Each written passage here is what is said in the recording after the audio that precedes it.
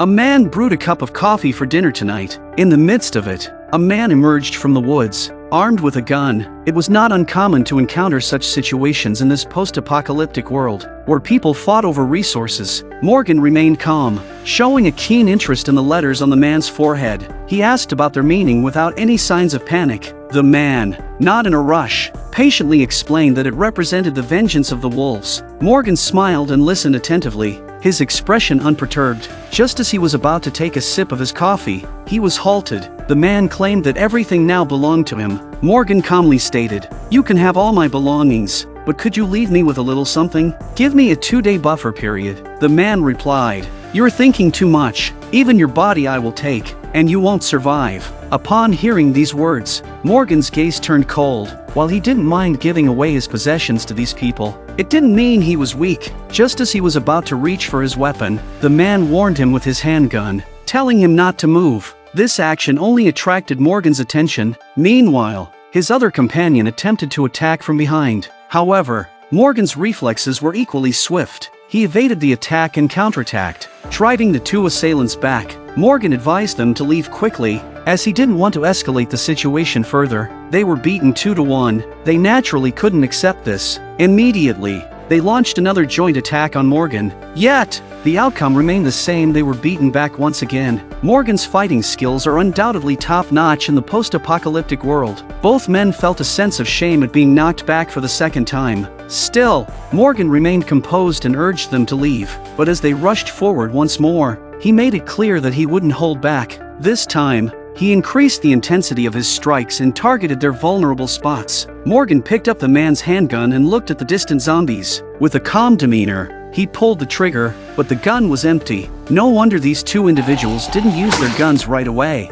Both of them survived and were thrown into the back seat by Morgan. He then honked the horn, leaving them to fend for themselves. On the nearby road, a handsome man rides a motorbike, with Aaron following behind. Both of them were recruiters for the community, seeking good people to join. They rode through a forest and came across a survivor wearing a red raincoat. After applying something on himself, the survivor left. Instead of immediately greeting him, Morgan and Aaron decided to observe him discreetly. They followed him until they reached a canning factory where many zombies were present, but the man's trail was nowhere to be found. They had lost track of him. Aaron thought for a moment. Although they had lost track of the person, but it's hard to come across a cannery, there must be a lot of food inside. There was bound to be a lot of food inside. They dealt with the zombies at the entrance and began entering the factory. As they entered, they noticed several large trucks, presumably used for transporting goods. The can's logo was printed on them. If they contained food, they could sustain themselves for at least a year or two.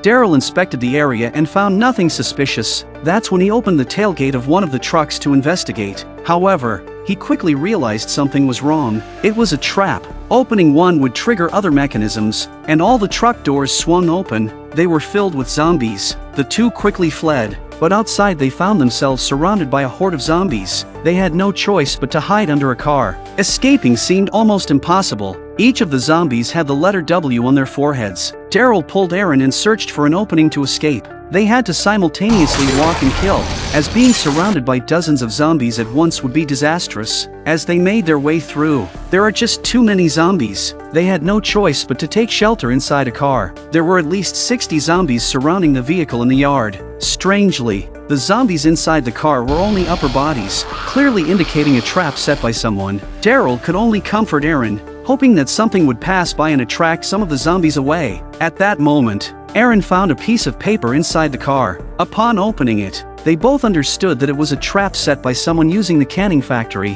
Daryl pondered for a moment. Continuing like this would only result in broken glass and certain death. It was better to open the car door and take a chance. Just as they decided to count down from 3, they heard a commotion outside. Someone was killing the zombies. Aaron hesitated for 2 seconds and quickly opened the door to take action. The person coming to their rescue was none other than Morgan. Seeing people trapped, he rushed in without hesitation. With his help, Aaron and Daryl found some space to move. In just 1 minute, the three of them broke through and reached the entrance. They swiftly closed the door, thankfully finding only one zombie inside. Daryl eliminated it with a single arrow. Aaron, still shaken, expressed his gratitude to Morgan and introduced himself. Daryl was also curious and asked why Morgan saved them. Morgan, true to his compassionate nature, stated that all lives are precious. After listening, Daryl remained silent, admiring Morgan's mindset and enlightenment. Aaron saw that he wasn't a bad guy, and rushed to say that the people who had set the trap would probably be here soon. We had a community. You could join us. However, Morgan politely declined, stating that he had a specific destination in mind but had gotten lost. He pulled out a map and asked for their help in figuring out the route. Daryl took the map, and upon seeing it, he immediately recognized it. It was the map they had left behind at the church. There were 2 lines of text written on it. The map was left to Rick by Abraham on his way out, with a couple of apologies. Little did they expect that Morgan would find it. His purpose in this journey was to go to Washington, D.C., to find Rick.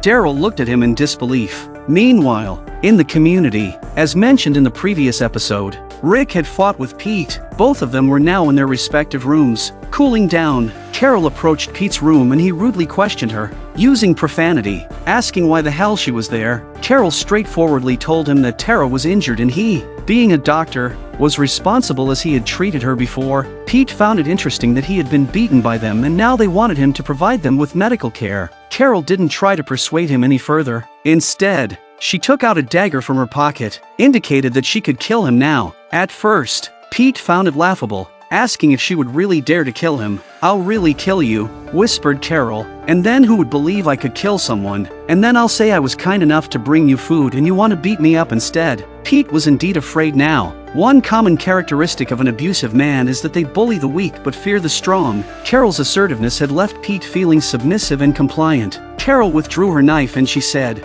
"You hit me." Where does Pete dare to strike? He only bullies the weak. Facing Carol's provocation, Pete had no choice but to admit his wrongdoing. Carol knew she had achieved her goal and continued, "If you continue with this attitude, you still have a chance to survive. From now on, you will live here. Your wife is across the way." With that, Carol handed the food to Pete, turned around, and left the room. Once Carol was gone, Pete threw the food she had given him onto the floor in a fit of anger. He stormed into the house and started smashing things. Meanwhile, at the community's main gate, Father Gabriel unexpectedly decided to venture out alone. He had a serious and resolute expression, devoid of his usual cowardice. He made his way into the nearby woods and started whistling, intending to attract the attention of the zombies. Gabriel always felt he had sinned so much. He had previously slandered Rick and the others in front of Deanna, trying to hide his own misdeeds. Now, he sought to be killed by zombies as a way to atone for his past mistakes. Gabriel outstretched his arms and shouted loudly,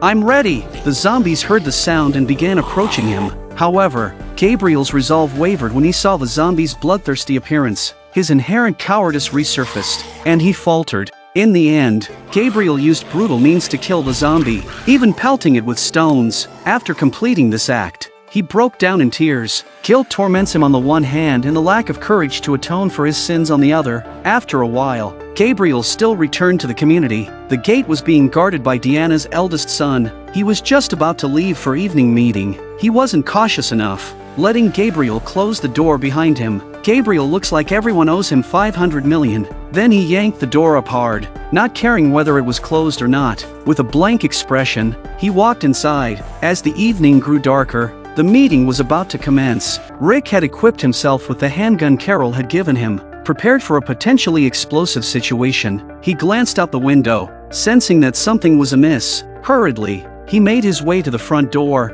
only to discover that it hadn't been locked. It was an extremely dangerous situation. Rick approached the door cautiously and found no one outside. However, there were remnants of flesh and blood on the steel pipe near the entrance, along with a few bloodstains on the ground. He realized that a walker must have gotten inside. Without wasting any time, Rick quickly closed and secured the door. He knew he had to find the walker before anyone got hurt. Meanwhile, most of the community members had gathered together, ready to begin the meeting. Deanna couldn't wait for Rick any longer. His presence or absence wouldn't make much of a difference at this point. The meeting commenced, and Deanna brought up the topic of their community's constable, Rick. She accused him of stealing a handgun and pointing it at their own people. Initially, she hoped Rick would be present to explain, but he didn't show up. Michonne and Carol spoke up, assuring everyone that Rick had promised to attend and that he must have been delayed due to some important matter. At this moment, Rick was indeed still searching for zombies within the community. Suddenly, he heard the sound of a dog barking from inside.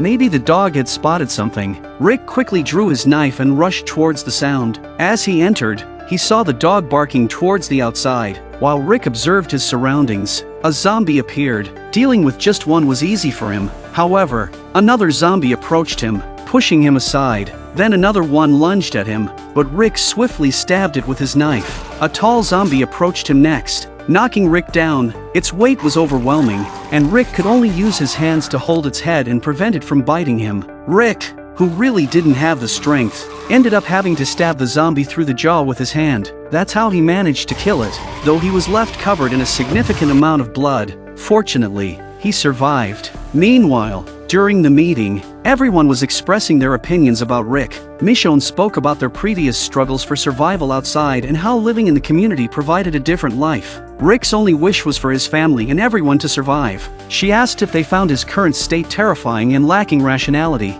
but she assured them that this was what they would become in the future. The community's luck couldn't remain favorable forever. Carol then spoke up in defense of Rick. She mentioned how he had saved her life multiple times and how there were terrifying people outside that they couldn't imagine. Rick had rescued many people from their hands. People like her, especially those who hesitated, needed someone like Rick. She acknowledged that the incident of him hitting someone was frightening, and they might find it hard to accept, but they really needed to listen to his advice. Abraham, known for his explosive temper, also chimed in. He emphasized that there were too many terrifying things outside, and yet they knew nothing about them. But Rick was well versed in these matters. And even beyond that, Maggie also stood up for Rick. My father has great respect for Rick. He is a father himself and has a kind heart. Those of us who have been with him from the beginning, no matter when we met, we are now a family. We have survived because of Rick's leadership. You can't stop us, and you can't do what Rick does. This community, all of you, are one big family. With Rick, you will feel incredibly fortunate. Deanna listened to Rick's teammates praising him and raised another question. She shared that Gabriel, the priest, had come to her 2 days ago, claiming that they couldn't trust the newcomers as they were dangerous and would prioritize their own interests over the community's. In less than a day, Rick had violently attacked Pete with a gun. How could this be explained? Now, neither Rick nor Pete were present, so they couldn't confront each other. Tobin, as an elder of the community, had intended to speak up, but he was taken aback as he looked outside. Rick, covered in blood, was holding a corpse and threw the zombie right in front of everyone. This terrified them, and they thought Rick had gone mad. Most of them were afraid of him. Rick, breathing heavily, explained that it was the consequence of not having patrol guards. The door was left wide open. Rick continued to address the crowd. The zombies weren't brought in by him. They slipped in through the door on their own. Regardless, they would always come. Whether they were zombies or people, they lived on the inside. And there were many deranged people outside who coveted their resources, taking advantage of their sympathy. But he would kill them. They could survive, but only if they were willing to let him teach them. Rick had been contemplating how many people he would have to kill tonight to save their minds, but he decided not to do it that way. They had to make a change. He didn't regret what he said to them yesterday. He regretted not telling them sooner. They had to be ready to face the end of the world, rather than engaging in political democracy inside. Luck would eventually run out. At that moment, Pete walked in with a long knife, loudly berating Rick. Reg rushes forward to intercept. Rick didn't pay any attention to such a bully who only targeted the weak. Rick didn't mind using him to test the knife. However, to his surprise, the hot-headed Pete directly slit Reg's throat. Deanna screamed in shock, and everyone was astonished. Abraham subdued Pete, but Reg only struggled for a few seconds before he stopped breathing. Deanna was devastated, and finally realized the need for change. She called out to Rick, and he understood. He had just finished firing when he heard someone call out to him from across the. Looking up, he saw it was Morgan. The 5th season ended here, but what they didn't know was that the trap in the canned food warehouse had been set by the 2 people who were previously dealt with by Morgan during the day. They were deranged and returned to find the situation like this. Knowing that someone had taken the bait, they pressed a switch, and the speakers inside the car started playing, attracting the zombies back inside. A few minutes later, the trap was set again. The 2 individuals discovered a backpack on the ground. It belonged to Aaron and had pictures of the community inside. This would be their next target.